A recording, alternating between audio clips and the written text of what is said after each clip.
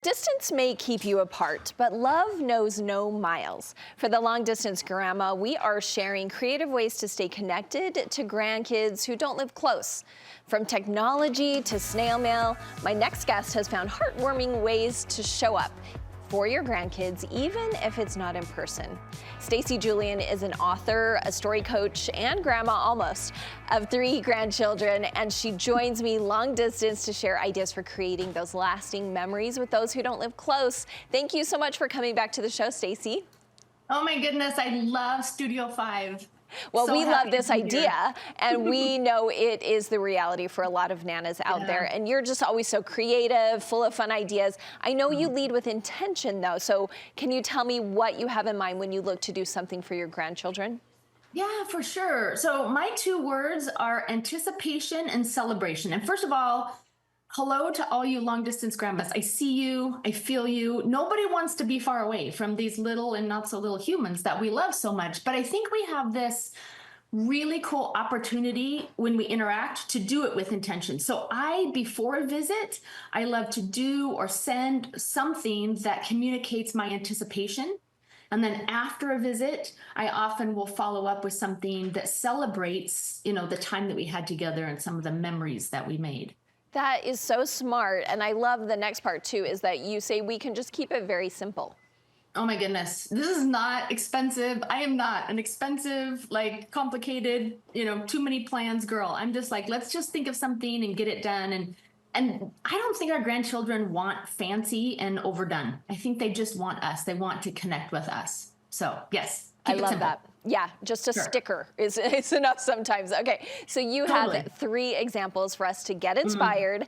And the first one uses popsicle sticks. I'm now going to communicate how simple I am.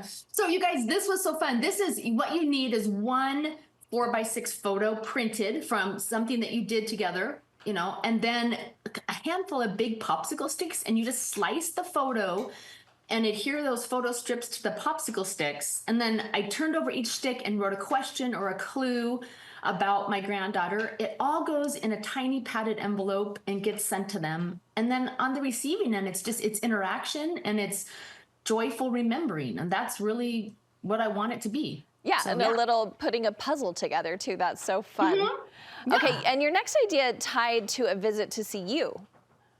Yes. So my granddaughter was coming in June, and that's the same month that when her dad was little, we have a big pond behind our house, lots of frogs, and his favorite thing to do was literally to catch frogs. 18, I think, was his record in one day. So I just put together, this fun little kit.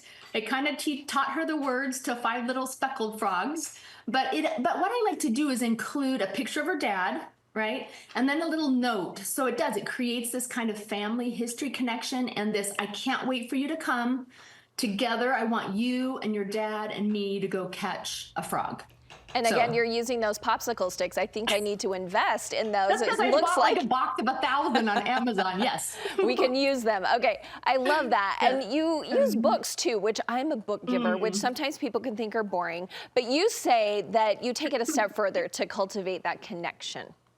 I do. Think of your favorite childhood books and how could you share that with a grandchild connected with a memory that you have? But I know little children love ritual. So I just thought it's hard to part when you've been together. So I bought a book. I think it's called Gotta Go Buffalo. You probably have a picture of it. But instead of so we're going to read this book. Every time grandma has to leave, we're going to read this book together. But here's where it gets really fun. So I printed a photo of us together. I taped it with packing tape on the back of the book, so it's permanent. But then I took my phone and I made a little video message for her.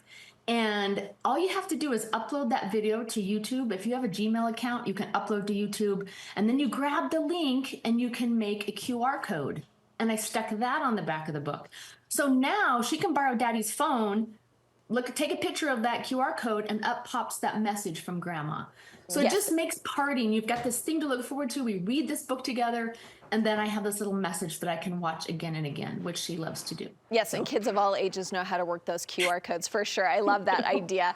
Finally, can you tell me about the photos you send them? You guys, I love the digital world that we live in. Like, I am learning as an older woman to embrace it, but these children are growing up in it. And like you say, they do QR codes, they do all of it. But I've learned that they love printed photos. They actually don't see themselves very often in printed photos, kind of depending on their parents, right? But so what I'll do is just after a visit, I print 4 or 5 photos, but the trick is to put them in some fun little container. So like this container I think that you're showing is leftover from my gum. And I just printed photos and put them in there and send them.